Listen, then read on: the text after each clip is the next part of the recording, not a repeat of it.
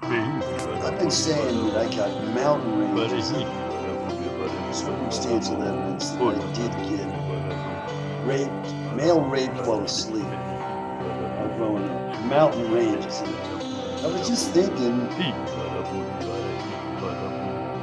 about the life I've had, and suddenly I got some more what I call good circumstantial evidence to add to the mountain ranges I already have. And it didn't occur to me till just now that what I was thinking about is another example of evidence that I was being severely sexually abused by no one. Here's the evidence, okay?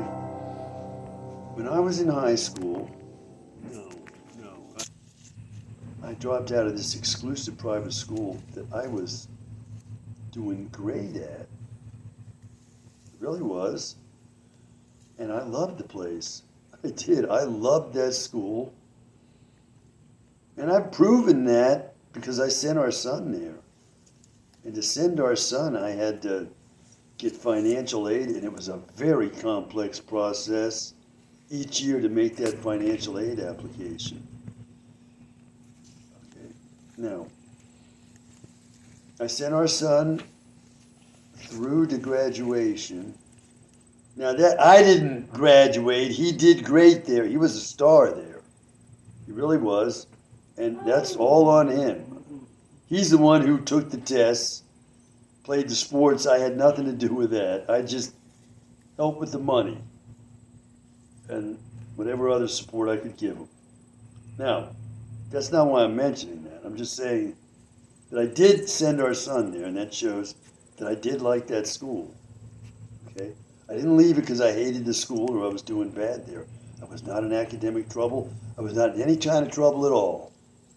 Okay, and I left there. Okay. Okay, that's evidence, but that I was being sexually abused at home. But that's not the evidence I want to mention here. So I went to this other school near where I had been born in Washington, D.C. Okay, so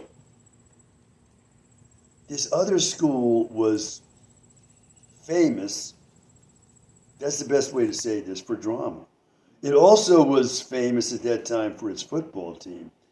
At that time, it was the number one team by the ratings in, I guess it was the Washington Post newspaper, for all the teams in the Washington, D.C. area.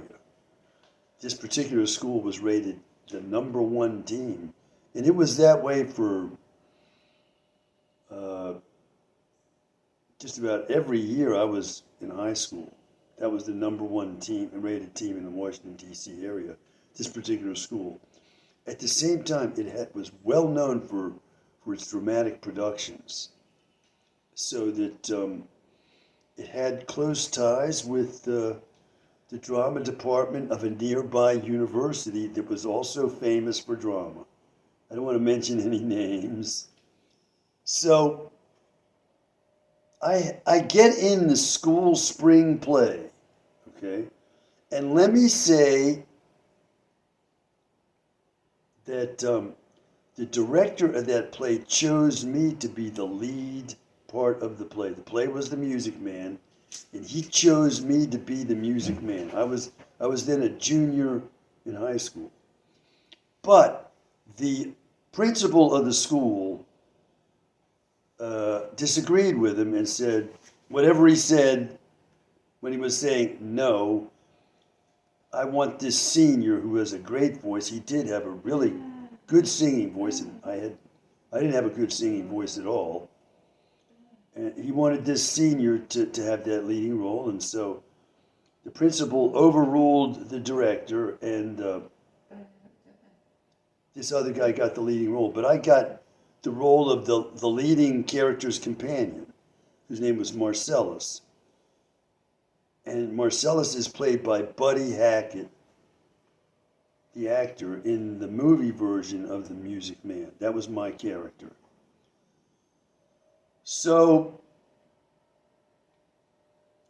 At the end of the play, when we came out to take bows, I would get a standing ovation for my performance. Okay? I'm not here to brag. I'm just here to try to present more what I consider circumstantial evidence that I was being raped, male rape by my own father while I was asleep. And I did not know this was happening, but this somehow was known, the best way I can say is unconsciously by me, as it seemed to be unconsciously known by others. They were reading this on me, but they were reading it in ways that were a complete misunderstanding of what had happened, as if I had committed these acts and I wanted to commit them when that wasn't true at all. Okay, in no way am I or have I ever been or do I have the least desire to be in a same-sex anything. Okay, ask my wife. We've been married over 30 years. Ask her. If she's seen any indication like that about me, she'll tell you no. I mean, if you want evidence, it's not there, okay? So, anyway, here's my circumstantial evidence, okay? I would get like a standing ovation for my performance. This was different than the reception other actors got, including the lead. He didn't get the wild standing ovation I got when I came out. So, how did I feel when I heard that ovation? Well, you would think I felt proud and happy and all that, but I didn't. How did I feel? I felt that the ovation was disgusting. I had a feeling of disgust when I heard everybody clapping like that for me. This is the honest to God truth. I felt this is disgusting. And I took my bow, smile on my face or whatever, but I felt this is just absolutely disgusting that they're clapping like this for me. Okay, now where did that feeling come from? The feeling came from my unconscious knowledge that everybody was really misunderstanding me, okay? And so the people out there showing appreciation for this acting role I had done, when I'm not sure I really wanted to be in acting at all, but it was just that there was like this element of hypocrisy in the support these people gave me for this acting I had done. You see, because they weren't giving me the recognition I wanted. I had no girlfriend. I had left a school I really liked and gone to this school, which I didn't like at all. And I had no friends now. The kids I left at the school where I'd gone to and was very happy, they saw me leaving like that as